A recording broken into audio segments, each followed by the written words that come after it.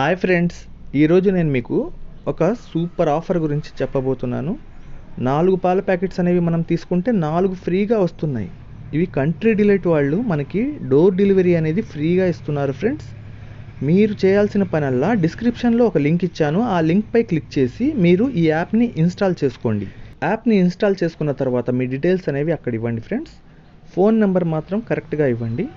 మీకు ఫోన్ చేసి వాళ్ళు డోర్ డెలివరీ అనేది ఇస్తారన్నమాట. డీటెయిల్స్ ఇచ్చిన తరువాత పైన క్యాలెండర్ అనేది ఉంటుంది ఫ్రెండ్స్.